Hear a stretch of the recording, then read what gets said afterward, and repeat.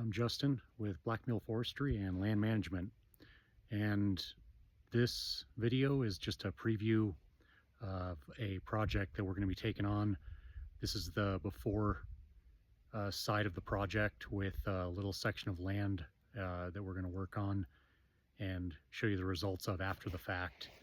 This is February, I believe 5th in 2026, Western Colorado. And we've had probably a record drought winter with no snow. Normally these woods would be full of snow, but I'll show you around a little bit. You can see kind of what it looks like.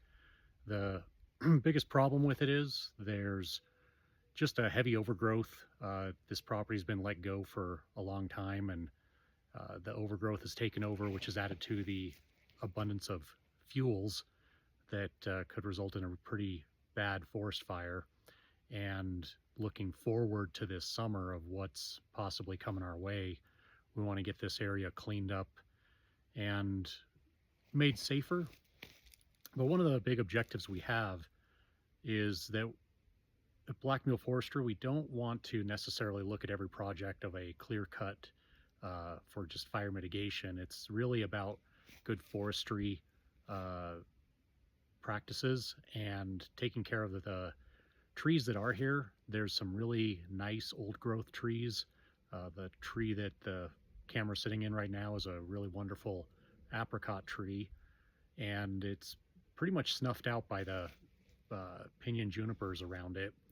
And really what the objective is going to be is to keep the best trees out of this section, and we're looking at an area probably about an acre plus worth of space. I'll maybe put up an overview of it later on to show kind of the dimensions that we're going to work on with it and kind of what that took. And at the conclusion, we want some of the best trees to be preserved, and the overgrowth and unhealthy trees, the ones that are just really falling apart themselves, taking over the nutrients, the sunlight and water from the healthier trees. We want to get rid of them. And what you'll see is that you're going to end up with a cleaned up forest floor, and the tree canopy is going to actually grow out thicker and better. So you're not actually going to be losing the shade, which is really nice that I'm standing in it right now because it's actually hot if you're in the sun. And so we want to keep the shade. We want to keep a nice cover over the forest floor and be able to have a little bit of space in here to move around.